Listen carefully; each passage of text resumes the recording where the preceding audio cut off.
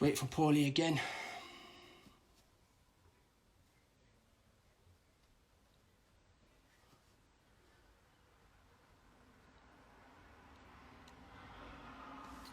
Let's try again. Let's try again, Paulie.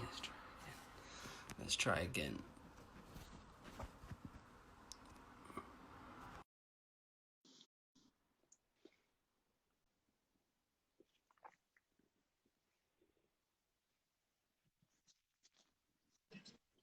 Better. Yay! That's better. That's better.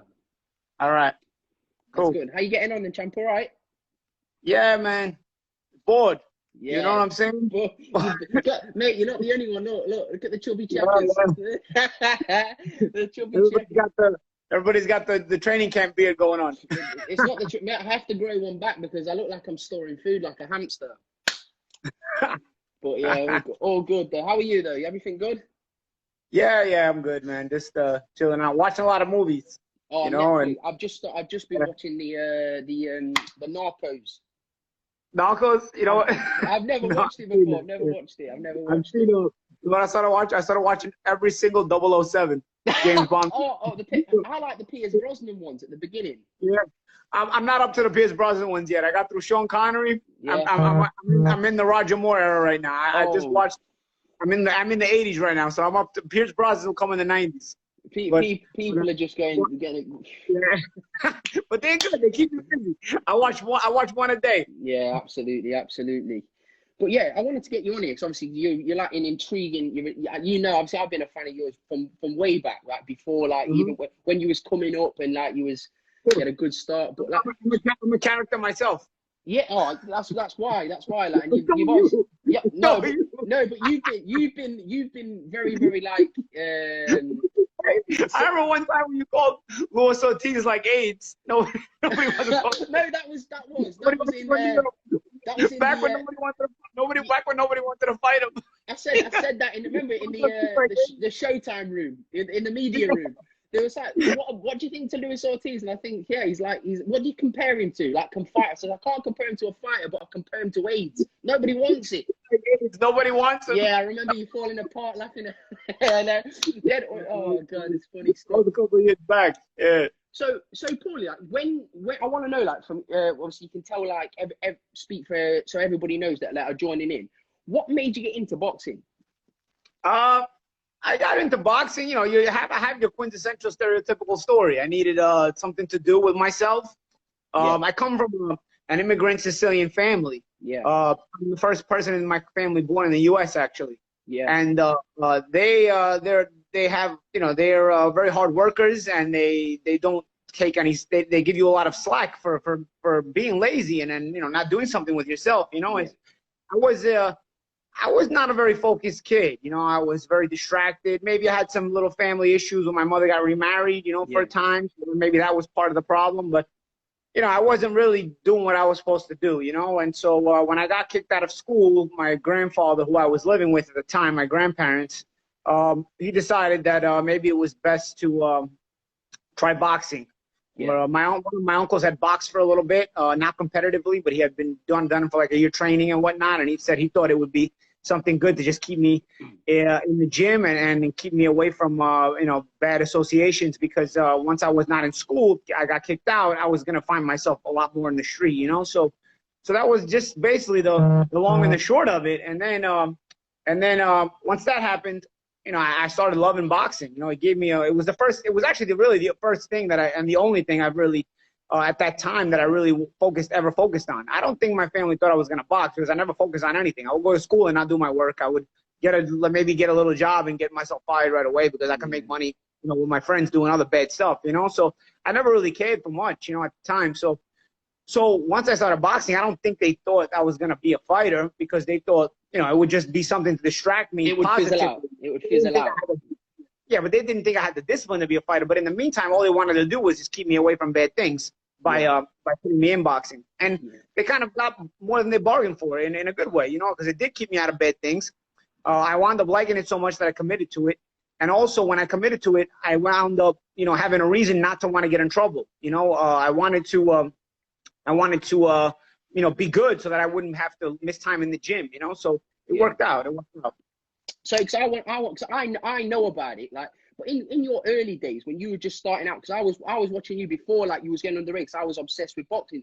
When you went at the start, you was dubbed as like the next big thing. You really was. You was being touted all over, like all covered all like this kid from this Italian New Yorker. He's gonna be great. And at the start, you was getting knockouts, but you had bad hands, didn't you? You've always suffered badly with bad hands, and that's what people just tell people like about the situation with your hands. One thing I learned when I turned professional is I never had hand problems as an amateur. And I was a very good amateur. I only had a 3-year amateur career, but by the time I ended my amateur career, I won my national title. I was U.S. champion. Yeah. I was on the USA team. I was ranked #1 in the country. I had won many amateur tournaments in the 3 years I fought and competed. So I was kind of like a prodigy because I didn't do it for a long time, but I was basically becoming the best at it in my weight class in the amateurs in the nation. So I came out pretty touted when I turned pro the year after the 2000 Olympics. I turned pro in 2001, and I learned something in professional boxing. You learn a lot of things in professional boxing, obviously. One thing I learned is you're now not hitting a headgear; you're hitting a skull. So your gloves, while they do protect you, nonetheless, it's better than bare knuckles. The bare knuckles, you get no protection. I learned that the hard way. Yeah, we'll talk about that at the end. Yeah. My hand very. I mean, you see my hands. This is my left hand, which I didn't break. This is what my right hand used to look like. Now my right hand looks like it's all demented. But my left hand used to look like my right hand used to look like this. It's very thin. You see, I have sort of like piano hands, you know. Yeah. And they're not made to really punch. I'm sort of jealous of the guys that look like they have these bear paws, you know, these thick hands. They never break, you know. So when I'm turning professional, I got a few knockouts early in my professional career, but bashing my fists on top of a skull and over and over, even on a face is still bones, you know? It's unnatural. It's not natural. And so it's bone to bone. You know, you can do the best you can with wrapping and gloves, but nonetheless, at the end of the day, I had bad hands, and they sort of started giving me more and more problems. And once you start to have those problems, you have to continue your career. It's not like you're going to retire. So the problems become chronic. I do think I always had the ability to be a good boxer. It just forced me to be more of a thinking fighter. And honestly, I think in the end of the day, sort of took my path in a different direction because maybe I didn't get the most out of what I could have got. You had to adjust. You had to adjust your style, didn't you, Paulie? I had to adjust my style because of the injuries, but I do think that it made me more knowledgeable about my boxing because I had to be more of a thinker. And I think that becoming more of a thinker, thanks to some good trainers too, I think in the end it led to me being a good commentator, you know, and being able to get into my broadcasting career because I had to make sure I thought the process out fully every time I trained and every time I fought. I think I speak for I would speak for a lot of people in the boxing world when they say you and Andre Ward for me are the best commentators in world boxing by a mile, not just by a mile, like that really are. Andre, I think Matt Macklin's pretty good too. I think there's, you know, I don't really have a favorite, but I do like to see when fighters are able to kind of give that really perspective and be able to verbalize it in a great way, be able to verbalize it in a way where people can really enjoy it. I do love that. Yeah, definitely. So next up, Paulie, I want to speak about the other thing because there's a guy commenting to tell me to speak in Italian. I'm going to speak in Italian quick. Sì, parlo italiano, accetto che lo parlo. Vi saluto tutti in Italia, va bene? Okay, go ahead. Get that, like multi-dimensional. You have to start working for the zone in Italy when the zone's kicked off in Italy. So no, but Paulie, like a lot of in boxing today, a lot of the prospects they get awarded when they have their first world title fights. They don't get it. I wouldn't say easy, but they get it a lot easier than some. Yeah. Would you? Your first world title fight was against Miguel Cotto, and I remember watching that fight live. And in that fight, you suffered was it your orbital bone? Your orbital bone. Orbital bone. Yeah. Your orbital bone. Yeah, but in that fight. Yeah. You wobbled Miguel Cotto. I don't know what round it was. Was it round 4 or round 5? I don't know. At a certain point in the fight, you know, we went at it. We went at it pretty good. It was a great fight. Like, I was refusing to wilt, but man, he's a terrific fighter, and a very strong puncher, especially at light welter. Would you say he was your hardest night in a best fighter you fought? I'll tell you what, stylistically.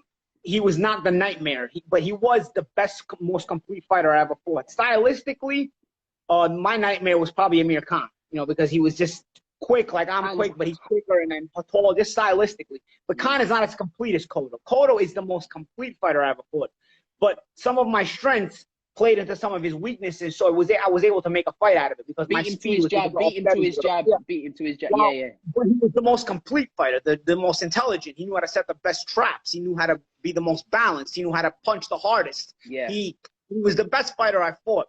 But stylistically, Khan was probably more of a nightmare for me stylistically. But I do say Khan didn't have as many dimensions as Miguel. Miguel had the most dimensions for a fighter I ever fought in my career.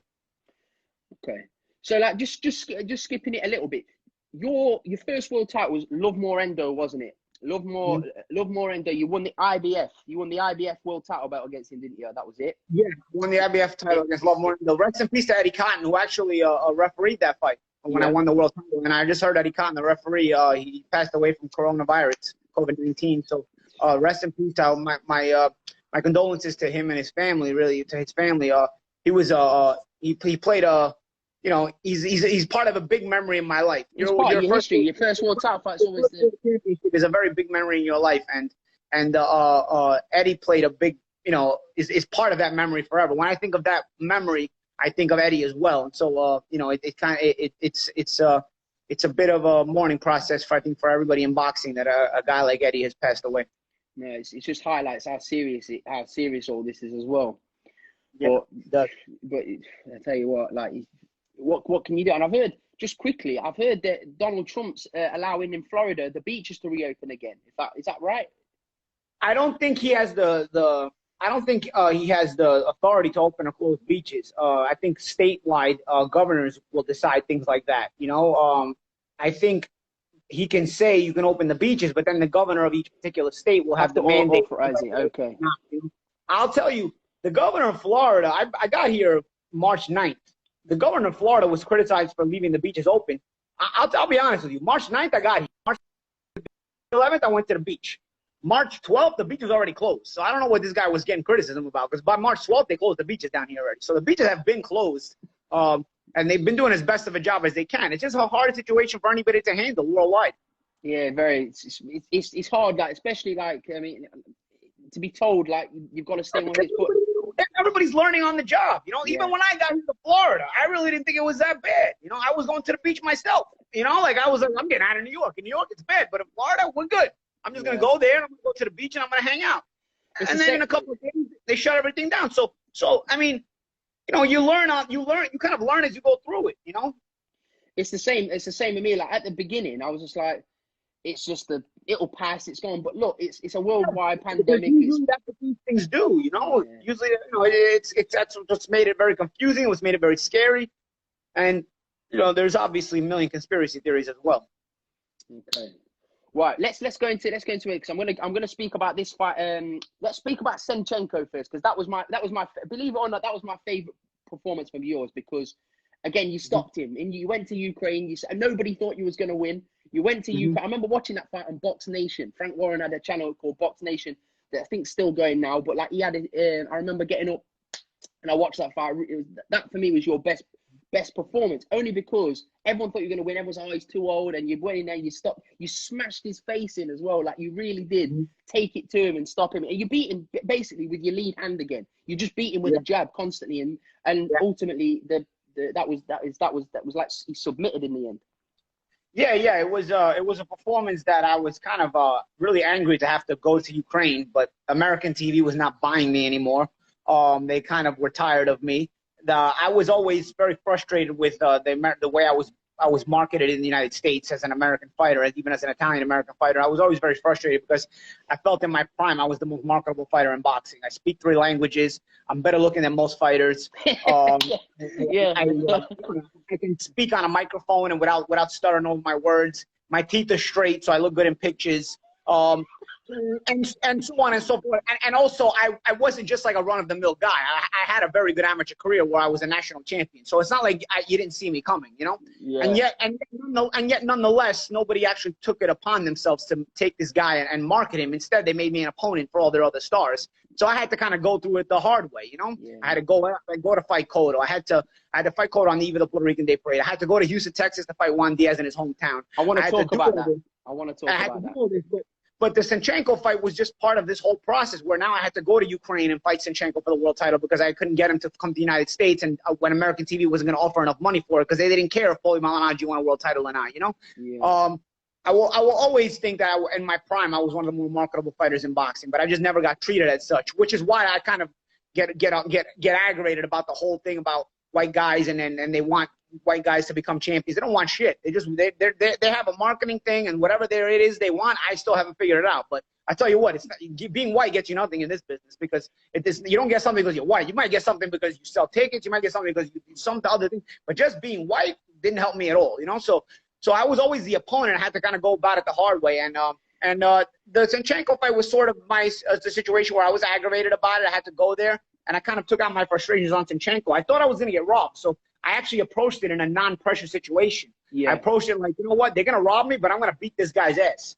And because because I took that approach, I think it brought out the best in me. Because really, I think I just relaxed and just went there and did the job.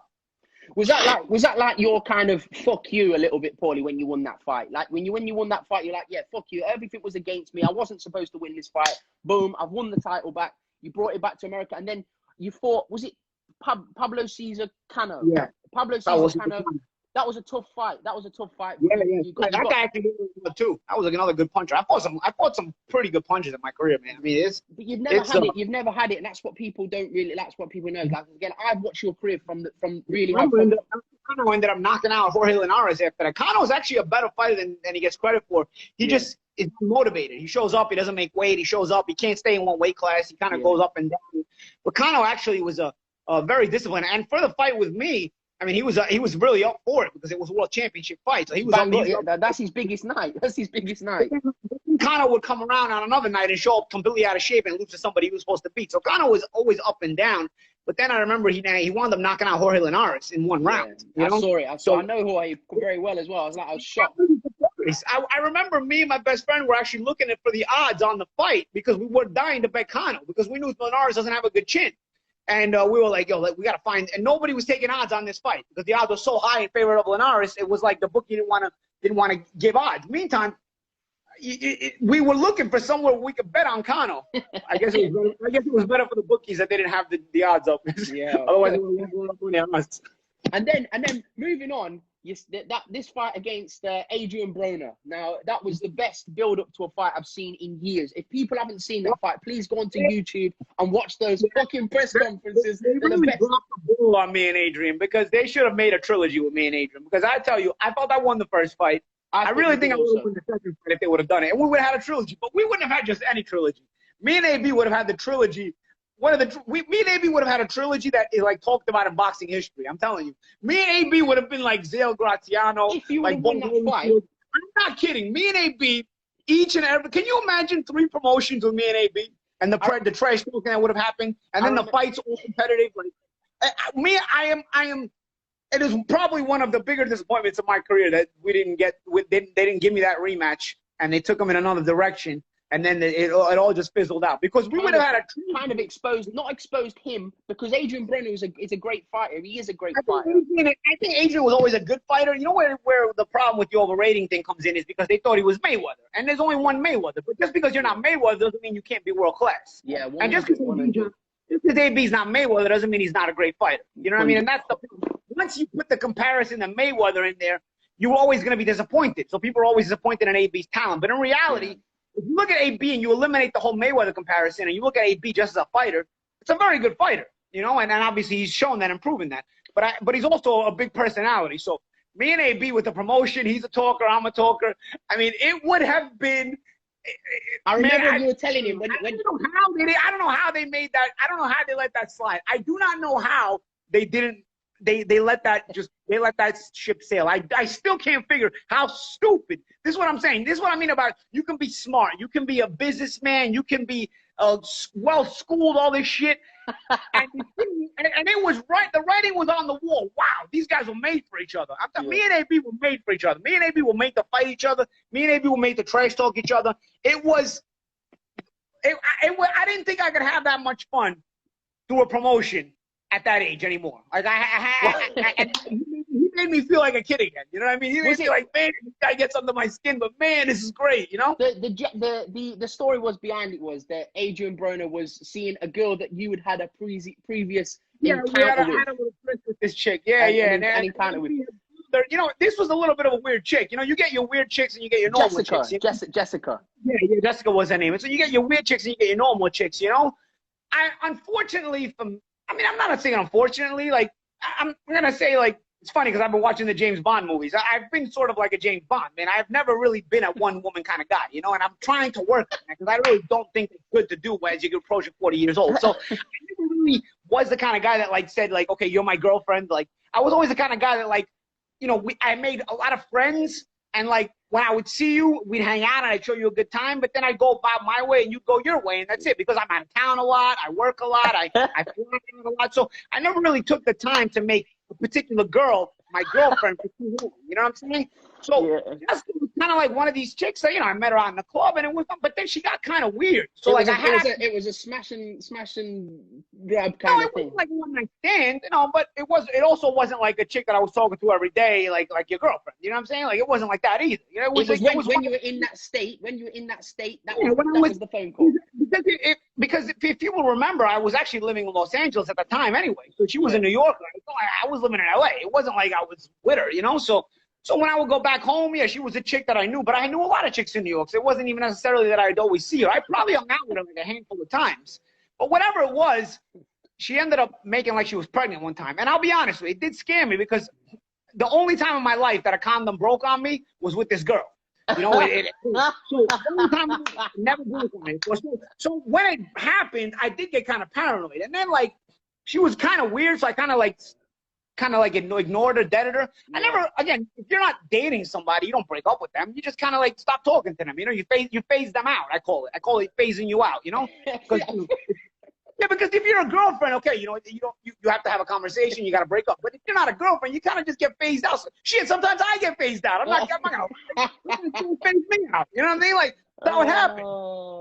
But nonetheless, it was, I kind of tried to phase her out, and then all of a sudden she starts popping back up and sending me messages. You're fucked up. You're ignoring me. And then she started making like she was pregnant. So once she made like she was pregnant, I'm living in Los Angeles, bro. Like, I have a pregnant chick in New York, and I'm in Los Angeles. Like, that's a problem, you know? Like, so it took me a couple of months to realize she wasn't pregnant, but she was just kind of stringing it along, you know? Kind of, yeah. Those type of girls, you'd know. And then after that, like, I just kind of deaded it again. Like, that was it, you know? Like, once you're not pregnant, you know, you're going back to where you were, which is phased out. She's the type of girl you block on WhatsApp, Facebook, Twitter, Instagram, everything, all of them, the whole lot, everything. Your iPhone. But you know what? I don't even block you. I just don't ignore. I just ignore you. Like, I actually get a kick out of it if you keep messaging me and I don't answer you. Like, blue ticking them on there and blue ticking the red. I like to see it.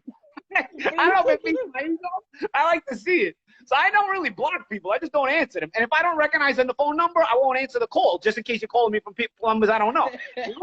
At the press conference, I remember you saying to Jessica, I remember, Jessica, if you was dating me, what's my mother's name? Tell me my mother's name, because if I was dating you, I'd introduce you to my mom.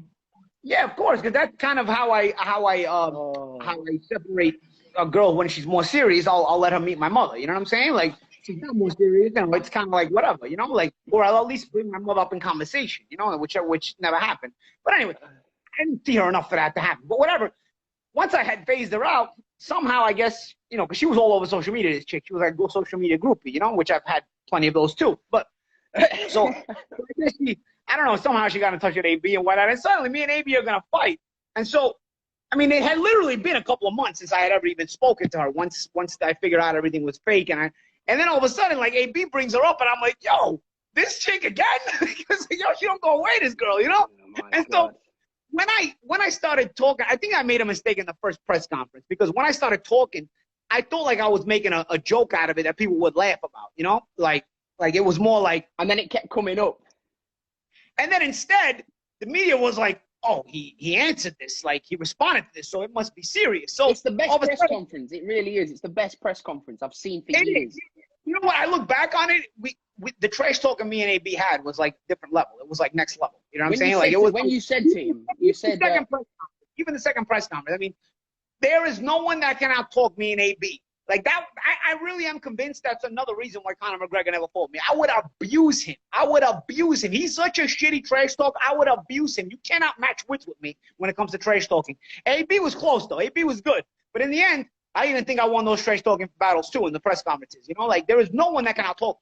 You said to Adrian Broner as well. We'll quickly get to that. But when you said to Adrian Broner in that press conference, even Richard Schaefer was trying not to laugh. I saw his face. He was trying not to laugh because you said to Adrian, who saw it when Adrian Broner arrived here an hour early and pretended he was late. I was dying with laughter, and then he started with the Floyd stutter, and then you just abused him, and that was just, he didn't know what to say. He didn't know what to say. I was on the way to that. Because remember, the second press conference was in New York because it was fight week. So I remember I was driving on the way to Barclays Center, and my friends were already there, so they called me. They were like, "Yo, AB's outside. AB's here," you know. So I was like, all right, I'm stuck in a little bit of traffic. I'll get there soon, you know? And I got there, all of a sudden, this guy's not there. Like, and he didn't show up till late. So obviously I called him out on it because they had seen him like an hour prior. He was already there, you know? Yeah, you told him. But let's move on to the Conor McGregor situation, because I'm not gonna air the guy's name, but you know who I'm talking about. He was there. Yeah. I'm not gonna say in the middle of them, but he was there when you sparred McGregor. I can kick out of egging on the McGregor fans because really, I mean, if you believe 6 seconds of video, then you have to want to believe that you have to want to see the rest of the video. You know, like you have to also think about, wow, it's only 6 seconds. Like I get a kick out of irking him. Like the guy's a bum. The guy can't fight for shit. Look at him. They've had to find him a half-dead guy in MMA. This guy gets his ass kicked by everybody. Sam, come on, you know I'm not kidding. Come on, you know I'm not even trying to abuse him. I'm playing that serious. Like this guy gets his ass kicked by everybody he fights. Abuses the shit out of him. They had to go find him a half-dead guy. The poor guy was just was already 1 foot out of the MMA world. You know, and don't get me wrong. What was his name? Cerrone. You know, he gave some good battles in his day, but he had 1 foot out the door already. You know what I mean? You know, like when you're old, you have 1 foot in the grave and 1 foot you're still alive. Like Cerrone's MMA career was basically 1 foot in the grave already. Like, let's just figure out a way to get a win. Then what is it with this guy? Anything he does, the shoulder thing he did in the fight, like, oh my God, what do you mean that was? Miguel Cotto was doing that to me in 2006, that shoulder shit. Boxers do that all the time. I was when you was at there, because I was there, when you was the guy's a flat bum, and people are like, oh, you're embarrassed that he knocked you down. He didn't knock shit down. Look at the video. He didn't knock shit down. Number two, he didn't embarrass me. You should be embarrassed for thinking that anything else happened besides him getting his ass kicked, because he promised you the video. He didn't promise me the video. I saw it myself. I beat his ass. He promised you the video. So if you didn't get the video, you know, you kind of got to figure you got played. But he was smart. I will say this. He was smart in being able to sell the fight. Again, a market. He's a good marketer. 100% he was smart. But then he was also smart enough to kind of downplay it after that and never show the full video. He was smart enough to do that because think about it. If you want to sell the fight, you show this little clip and spin it in a way where you can try to make it look like a half a knockdown. Look, we've got these idiots here that saying on the comments, Conor knocked you out. Listen, let me respond to that. I spoke to I'm not going to say who he was because he's a known name in boxing, but he was there. He didn't knock him over. Paulie, you arrived there. You was out of shape. You arrived there, and you were just playing. That's why I love getting under these guys' skin because they know. You know what it is? They wish so badly that they could see the full video and they could be right. But so you're gonna be wrong when you get the full video. So they want so badly. So all they have is 6 seconds. So they want to tell me like, oh, those 6 seconds, he fucked you up. Bro, it's 6 seconds. I beat the shit out of your mans. He's a bum. They still have to get half dead guys for this guy to win a fight. Can you imagine the promotion they're giving now? And what about him? They had to find a half-dead guy just to put him back in the conversation with Khabib. This is classic combat sports promoting, Sam. You know this better than anybody else. So you have a guy who sells a lot. He's got a fan base of retards. If you're a Conor McGregor fan at this point, knowing what a bum he is, you're borderline retarded probably. But nonetheless, you figure you get him a win against a guy he can't lose to. Like get him a dead guy, and then we'll market it like it's the biggest win ever. You know, so that's what they did. They got him a half dead guy, and they marketed like. And once we market it like it's the biggest thing ever, now we got a guy who sells now, and he's got the momentum back. Regardless that he beat the guy who sells you the beer at the corner store, it doesn't matter. He got to win.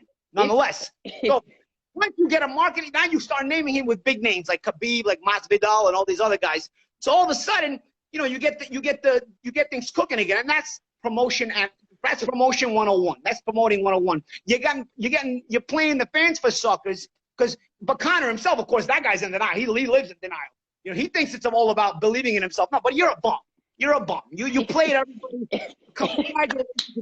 You're a bum. Khabib sunned you. We watched it. You couldn't edit that video. You got sunned. And he talks about Khabib like as if he didn't get sunned. That's the best part. Like, he talks about Khabib like Khabib didn't sun him in front of the whole world. If I could watch, right, Joe, because Paulie, I wanted you to retire, yeah. This is my personal, but I wanted you to retire before the Eggington fight, yeah, because no disrespect to Sam Eggington, that fight 6 years ago, you would have destroyed. I'll be honest, you know, at a certain point, the passion for the sport kind of had left me. You know, like when you have a passion for something, it burns in you. You don't mind training. You don't mind making weight. You don't mind like even getting in there and suffering every single day to get in shape and doing the best you can be. But probably the last couple of years of my career, I probably lost that passion. So it just felt like a job. But nonetheless, credit to Sam for coming in there and doing the job. I don't knock it, you know. No, of course I know you wouldn't do that because you're a top sport. If there was one fight though in the world I wanted to see, even now I would say, Paulie, take the fight. Is CONOR McGREGOR. He's not going to do it, Sam, again. That's what everybody understands. You see what he's doing. You know what the best part is? MMA fans tried to say, like, oh, he's got bigger fish to fry. What did he do? He just fought the fucking guy from the corner store. What do you mean he got bigger fish to fry? You're going to tell me if that fight against that guy would have paid him more money than what he made against me? Then, of course, Conor has to lie. He made $80 million. But you're lucky if you made $8 million that fight. It would be the best build-up. Every time he fights. It would be, because, you know, when Floyd, I was lucky enough to be around the Floyd build-up. So obviously I got Savannah on the undercard of the show. But the promotion with him was kind of pantomime. It was kind of pantomime, but it was funny. It was pantomime, but it was sold well. It was great. You against Conor would be real. It would be real. It would be real because I generally dislike him. Like, I could never get tired of beating a guy like that up. Like, if you tell me, you know what, we're gonna box every day with Conor McGregor. Like, that's actually like nice for me. Like, beating the fuck. You never get tired of beating the fuck out of a guy like that. It's like pleasure. It's like I don't know. It's like a pleasurable thing to do. If you could just beat the fuck out of a guy like that on a regular basis, like, you're in a better mood. Honestly, you're in a better like if you let me beat the fuck out of that guy every day, like, I'm in a better mood, to be honest. Like, he's that on like. So for me, in a promotion like that, of course, like, first of all, I would abuse him. I abuse him in the sparring. That's another reason you're not going to see the fight. I abused the shit out of him. We were trash talking while we were sparring. I abused the fuck out of him. Dana White was watching. I was abusing Dana. There's so many reasons that you never saw that video. It's an abuse case. The entire sparring is an abuse case. We need to pull that out. Paulie, let's go into the subject. Honestly, I don't blame him. I can't blame him. The truth be told, I don't blame him. I don't blame him because he's got everybody fooled with 6 seconds. I don't blame him. But like I said, that's why I love to you know, push the envelope, because really, what is he gonna do? Show the video? No, you know, because the video's no good for him. So what is he gonna do? What is he gonna fight me? No, because if he fights me, he knows he's gets his ass kicked. So what is he gonna do? He's not gonna do anything about it. So I'm gonna keep calling his bluff. I'm gonna keep pulling his card. I still think the fight could happen, because if it ain't, we know it's combat sport, right? If it makes money, it makes sense. I'll tell you one thing. I'll tell you one thing. I know what he's trying to do. He's trying to smoke me out because he's almost 8 years younger than me. So I'll tell you what he's trying to do. He's trying to smoke me out. I already told myself, no matter what kind of fight it is, once I hit 40 years old, I'm not fighting anymore. I don't care what the offer is. I don't care what anything is. Once I hit 40 years old, I'm moving on. I'm 39. I'll be 40 at the end of this year. So regardless, you're not going to buy me into that fight, okay? The money's nice, yes, of course. But if I pass 40 years old, you cannot buy me into that fight anymore. You know what I mean? You've made money in the career, and you don't. I'm not broke for money. Of course, the money for Conor McGregor would be nice. And you know what? I'm so confident I'd win that I told him I'd do a winner-takes-all fight. I would have done a winner-takes-all fight where the loser goes home with no money. I would have done that. That's how confident I was to beat him. And to me, that would be fair, honestly. In a stand-up. He gives the illusion that he's confident that he beat me up. He's definitely not confident that he beat me up, but he gives the illusion. So now I like to call his bluff and offer him the winner-takes-all fight. It's more money than the Cerrone fight, right? Unless you think he's going to fight for free, which he knows he would fight for free if he fought. If we fought the winner-takes-all, he knows he'd be fighting for free. So therefore, he'd rather fight Donald Cerrone. You know what I'm saying? Who nobody cared about. But nonetheless, regardless of what the offer is, once I hit 40 years old, I don't need that anymore. I told myself I'm not fighting past 40 years old. I feel older. I feel like I'm settling into retirement more and more, even mentally, even from a mental standpoint. I'm a bit different. I'm a bit more laid back, you know. So once I hit 40 years old, that fight's not gonna happen anyway. No matter what you offer me, I'm moving on with my career. You know what I'm saying? Not that I wasn't moved on already, because, you know, Sam, I retired in 2017, but I'll always keep my ears open until I'm 40. You know what I'm saying? But once I hit 40, I don't want to hear about any fights. I don't care what the offer is or anything, because it's just not worth it to me to keep fighting after 40 years old, to keep training, go to a training camp. Because honestly, the McGregor fight, the training camp would be harder than the fight. I'm not joking. Like, the training camp would be the just difficult making weight. Just making weight. Making weight would be difficult. Sparring day in, day out would be difficult. Like, cause I'd actually spar guys that know how to fight, not like Conor had in camp. Conor had me in camp, and then he had he had Deshaun Johnson, who was a solid boxing journeyman, and then he literally had like nobody worth anything. You know what I'm saying? That was gonna actually make him any better. You know what I'm saying? Like, Artem hung in there tough. He had some amateur kid who I think was giving him blowjobs on the side because he was up his ass every second. He wasn't actually doing any boxing. Then they'd be boxing and they were playing patty cake. They weren't even really boxing. They were like, he'd be boxing and playing patty cake. So he had that kid in sparring. He had that amateur kid I'm telling you about. Then he had some other MMA guy who couldn't fight worth shit. Like the training camp was a zoo. So for me, if I'm training for a fight, I have a legitimate training camp. So it's a good institute. You know where you sparred. It's a good facility, isn't it? Very good facility. Oh, the UFC Performance Institute. Yes, it is. Yeah. But what I'm saying, my training camp would consist of hard sparring, hard things. So like, I don't want to go through that. You know what I'm saying? Like, if I will go through it now. But at 40 years old, I'm done trying to even think about that. Regardless, you've had enough of it. I'm not hungry for the money. Money's always nice. There's no such thing as extra money.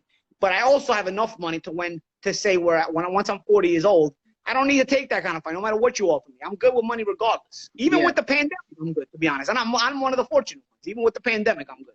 Yeah. I mean, flipping it. Well, Paulie, let's move on a subject that I know we kind of have similar opinions on, but I don't want to incriminate ourselves on this chat.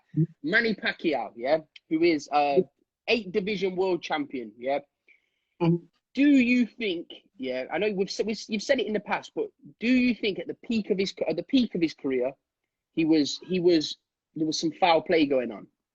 Yeah, I've always asserted that, and I just think that here's the thing. I'll give it to you the best way I can. Okay, I started boxing. I remember the first day I started boxing in the gym. The reason I remember is because it was 2 days before the bite fight, and so the bite fight is Tyson versus Holyfield. It was June 28, 1997. Yeah, 28. I remember the first day in the gym because I started boxing that week. My first day in the gym, where they come in the gym and they teach you how to jab properly and do all that other stuff properly, like literally my first lesson was June 26, 1997. So 2 days before the bite fight. So I never forgot the day I started boxing. By that point, Pacquiao was already almost on the verge of winning his first world title. He was a professional boxer, which means he had his amateur career and all this other stuff. He's a professional boxer. I think by the time I fought my first amateur fight, almost a year later, I think he was already a world champion the first time. So I started boxing. Manny Pacquiao was already a world champion. I started boxing. I fought my amateur career. I learned to box. I fought my entire amateur career. Came up the ladder, turned professional, came up and down the ladder in the professional boxing world as well. Had a 16-year boxing career in the professional ranks, and then retired like a normal human being. I went through the whole process. I went through the entire process. Manny Pacquiao, when I started it, was a world champion. Manny Pacquiao, when I ended it, was a world champion. Manny Pacquiao today is a world champion. Are we living in fairy tales? Are we? Does this guy not age? 5 times. Aging is human. Does this guy not age? I don't understand. Like, does he not age? So I actually was a young man, a teenager. I was maturing into my man body. I was still not even a man yet. I was a teenager. I matured. I grew into my man body. I grew up. I fought professionally. I eventually passed my prime, and I ended, and I was done. And this guy is still on a championship level. So does he not age? Because he was already older than me as it is. And not to mention, tough fights age you more, do they not? Yeah. He was in some wars. He's been in some wars, Marquez. Even if they weren't wars, he's had twice the amount of professional boxing matches I had. Yeah. Almost twice. He's got 2 times the amount of fights, which also ages you, which also, because he was never a defensive specialist. Listen, at the end of the day, it doesn't make or break me. I only answer these questions when I'm asked about it, because really, I do realize that the fans of boxing, the media in boxing, love this shit. They love guys being on steroids. They pretend to look the other way, actually. You know, now you got guys talking about, you know, no weight classes at all. Like, you got guys, like, jumping constantly weight classes. So, for me, I don't need to really argue it, because I'm not part of the sport anymore. You know, I used to leave me bitter because I'm a guy who's not doing this stuff, and I'm noticing a lot of guys are doing this stuff, and it's very obvious, so I get kind of left behind. But once I'm not involved, hey, man, if you guys want to all kill yourselves, you know, go ahead. What percentage of fighters today, Paulie, do you think? I mean, do you know what irritated me the other day? VADA announced, and UCAD both announced that, I don't know whether you saw this, Paulie, they announced that while this pandemic's going on, they announced that, I've got no problem with them stopping the testing, but they announced it to the world that there was yeah, that's like a free cycle of steroids, of course. Yeah, literally. Here's the pin. Go and stick it in your arse cheek and crack on. That's basically letting everybody know, hey, listen, go for it right now. You won't be caught. Listen, like I said, it used to make me bitter, because I used to be passionate about the sport. You know, like now I more so look at it like, listen, I always have a little bit of passion about it, but I look at it more like, hey, listen, I did what I did. You happy? You happy? If you're not happy, you're not happy. I'm not really looking for anyone's approval. I honestly just look at it like, at one time I was looking for approval. I was looking to be looked at as one of the best fighters, all this other stuff. Honestly, once I realized that you had to kind of do steroids to kind of get to certain levels, I realized, you know what? Forget about people's approval. Just make sure you get in this sport in one piece. You get out of it the same way you came in one piece, you know, and with a little bit more money. And I've been fortunate enough to have achieved that. So I don't really. I kind of look at it like it was a good job. It was an interesting job I had, you know. Yeah. But I don't look at it from a perspective of, oh man, you know, I would dream to fight this guy. Like, sometimes people ask me, like, who would you fight if you would love to fight anybody in history? I don't care. I don't have that like burning desire anymore. You know, I don't think about boxing like that anymore, mainly because they turned me off on it this way. You know, like they were talking about today. I got a message this morning earlier about Terrence Crawford and Jermell Charlo. They're arguing and they're gonna fight or something. Didn't Terrence Crawford turn pro lightweight? Like, you know, again, the weight classes matter for nobody anymore. You know what I'm saying? So for me, it's like, what am I arguing this point about? If you don't want to believe it, then don't believe it. And that's why I'm wasting my time arguing anyway. But of course, you brought it up, Sam, so I'm having the discussion with you. But this is why I don't blame me. Anyone has this problem, blame me. Anyone wants to talk, blame me. No, but this is why I don't discuss it on my own terms anymore. Because I used to want to change the sport, Sam. I used to think like, I got to bring this up. I have to change the sport. Yeah. I have to save this thing. You know, it's turning into something terrible. It's an important subject. Nobody wants it. Nobody wants that. You know, so once, and I'm talking about media, I'm talking about fans. Then when guys die, they'll make like they care for a couple of days, and they'll go back to normal. You know, so in reality, you know, I'm done with the sport. So it's not a risk to me. You know what I mean? I'm done fighting, so it's not a risk to me. So if they're all want to do it and they're all gonna do it, then fine, go ahead and do it. As far as the percentage of guys doing it, I think a high percentage do it, and I also think probably guys that don't want to do it are doing it because they realize what they're up against. If they don't do it, then they get left behind. So I do think that it's gotten worse. Okay, on a lighter subject, Paulie, I heard a few, it was years ago. How close were you to getting the Floyd Mayweather fight? I was close a couple of times. When I beat Juan Diaz in Chicago in the rematch in 2009, I remember Lou DiBella, who was promoting me at the time, I remember around Christmas time, was fielding calls from both sides, and neither side knew. What I'm saying, both sides, is Top Rank was calling about the Pacquiao fight, and Al Heyman was calling about the Mayweather fight after I beat Juan Diaz in the 2009 main event. In the end, none of them worked out. In the end, Shane Mosley got the Mayweather fight, and Joshua Clottey got the Pacquiao fight. Because I think Top Rank had just signed Joshua Clottey. It was probably better for me not to fight Pacquiao at that time because I think that was the heyday of him doing steroids. I mean, I think that was like the top of the peak of the power. Because I remember when he batted. I was gonna say I won't go into it too much, but I remember when he batted Margarita.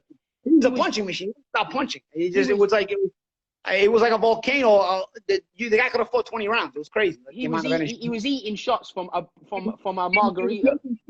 And taking shots that not only weren't knocking him out, but they weren't even fatiguing him, because a shot may not knock you out, but it does fatigue you if you take too many of them, you know? He was clapping. He was clapping in the ring when Margarito, a big, strong.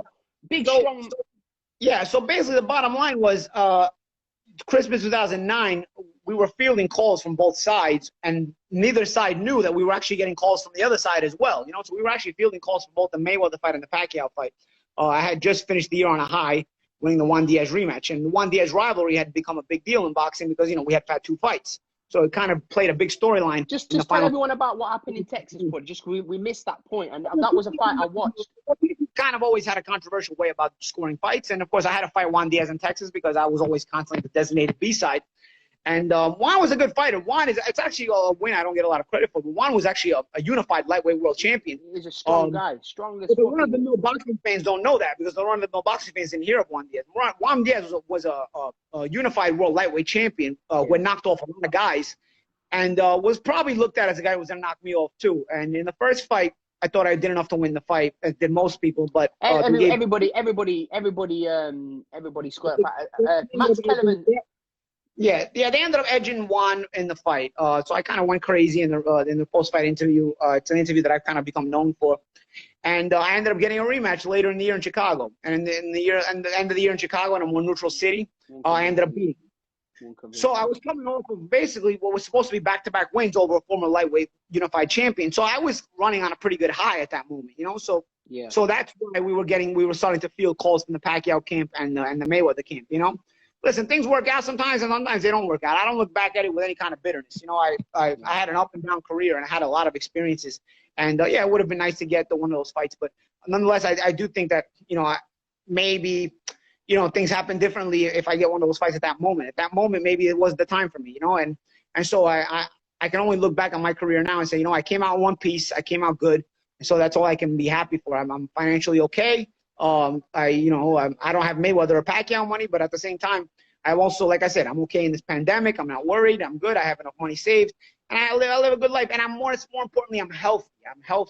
And that's what really where the blessing comes in. That's why I think it's important.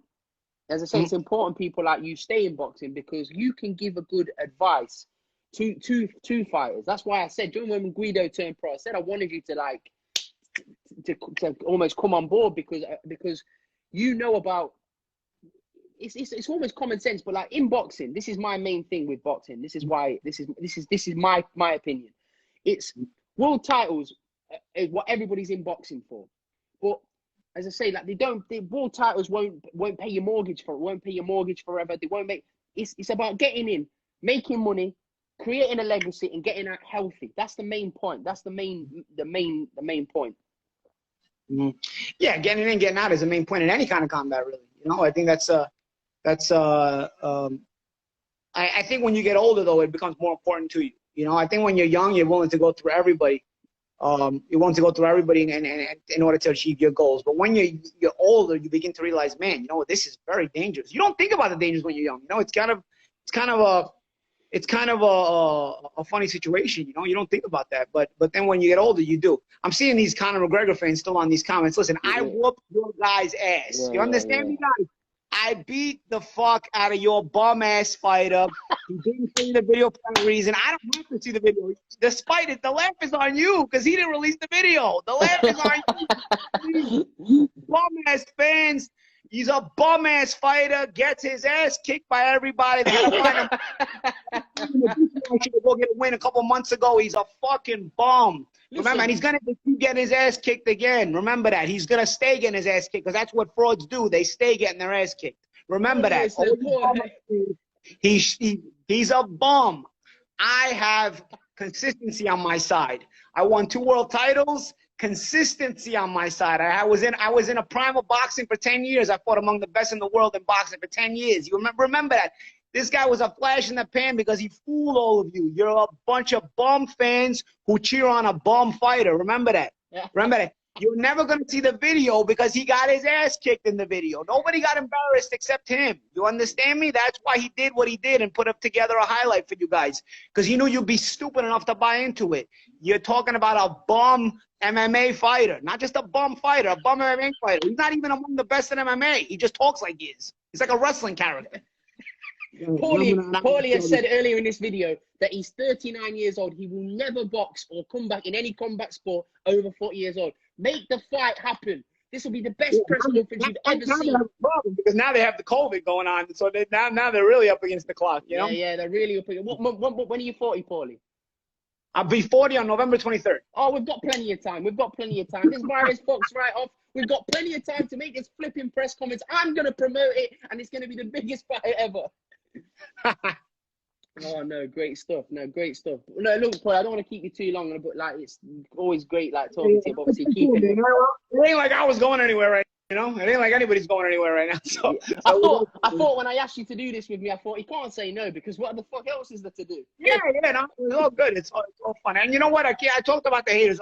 Big shout out to all the fans. I see a lot of positive comments on there too. Big shout out to you guys, man. You guys are great. There's a lot of people. There's a lot of people that support you, Paulie. But on a personal note, I was always a fan of him. Let me just say this. You know this from years ago when I met you before. I've always been a big fan of yours, and that you've had a great career. And as I say, best analyst in boxing for me personally.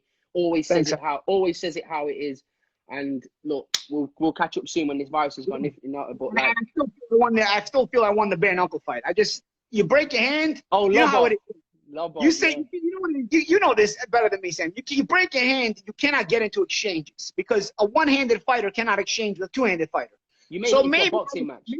Maybe I was planning to be a bit more aggressive until I broke my hand. I probably was. And you see the first two rounds, I was a bit more aggressive. But once I broke my hand, I had to kind of adjust the game plan and kind of pick him off. You know, so how do you pick a guy off? You kind of lead him in and pick him off. Lead him in and pick him off, you know?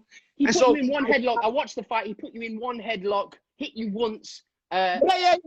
That was all he did. Even the stumbles that I had, I tripped over his foot. He's a southpaw, so his lead foot is in the way. A couple of times I tripped over his lead foot as I was getting out of the way. And I think maybe that was the judges wanting me to lose the fight, so they just figured out an excuse to just give him rounds. They didn't want a big mouth boxer. They didn't want a big mouth boxer to beat that. They didn't. There was the hillbillies. It's a hillbilly thing. What gets lost in that? Forget about the decision. What gets lost in that is you realize the stupidity of MMA fans. You really realize that fight in itself proves the stupidity of MMA fans, and I'll tell you why. Because all they're looking for is an exchange. They're looking for a war. They cannot. Once I broke my hand and I had to fight in a real technical way, they wound up not being able to understand what was happening. They turned into a boxing match. It's like you bring in a retard and you teach him algebra. He's not gonna know what you're saying. You know what I mean? Like, you can't do that. So, like, basically that's what it became. You know, like, my level of the way I was fighting was so high level, but I was doing it in front of retards. So they didn't know what they were watching anymore because they were waiting for an exchange, and I wasn't giving them an exchange. So all of a sudden, it became a problem. They were like, oh, he's running. He's not doing anything. They couldn't figure out that I was actually winning the fight in an intelligent way with one hand. So, it was I don't think it was a shame because we shouldn't make fun of people that are not as intelligent as us, but nonetheless, I do think it got lost in the whole translation because then the problem was too nobody in boxing covered the fight, so all their websites covered the fight, so they all took the chance to shit on me because again, it's a retarded fan base, so we're a retarded media section too, so it kind of was all together. It was like a cult following, but yeah, unfortunately, it was I'll tell you what though, the experience itself was not bad. I'll tell you that, Tim. One thing I'll tell you that is it paid well. But besides that, dude, a 5-round fight for 2 minutes each round, it's not bad at all. Do you understand that after this, I was saying, man, I was like, I would do this again.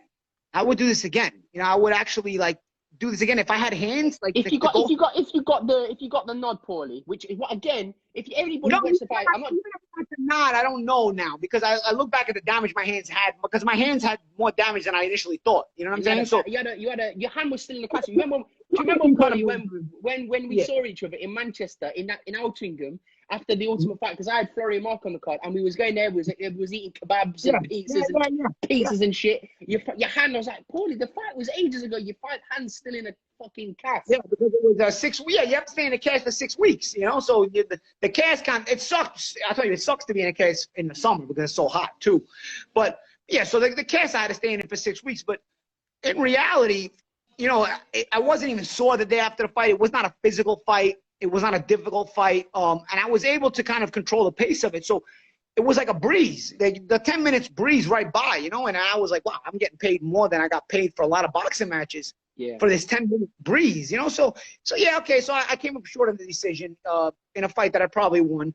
And that probably had to do more with politics than anything else. And, of course, me breaking my hand, I was not able to be as aggressive. But, you know, you credit the opponent. Artem fought very hard. He went at it. And, you know, he can't, you know, Artem's going to always fight you with all heart. He's not the technical guy. So Artem came and he fought with as much heart as he could. And so he gets credit for that. And he tried to make it a fight out of it. Do I think he was able to make more of a fight out of it because I was one-handed? Absolutely. Because in the end, I had to fight him more technically, which was something that fighting in front of a bunch of retards they weren't going to understand. And myself, honestly, I couldn't get the most out of myself either. But nonetheless, I would say this: if I had better hands, I could probably do that. You know, until I was 40. Until, like I said, after I'm 40, I don't want to fight at all anymore. But I would have probably done maybe 2-3 more of those fights because 10 minutes breezes by. It's crazy. It's amazing. 2-minute rounds. 2-minute rounds. You can make that much money in 10 minutes. It was crazy. It was crazy. I couldn't believe that the fight was over and I wasn't even breathing heavy. It was crazy. Man, crazy stuff. But look, Paul, I'm keeping you long. But like, thanks for coming on. We speak. I always have the best conversations with you. And thanks for your support. I know you give me personal support as well. And like, not many people do that. A lot of people think I'm just a big. I see you on the graft all the time, bro. You know what I'm saying? Like you got all the fighters. You're always around.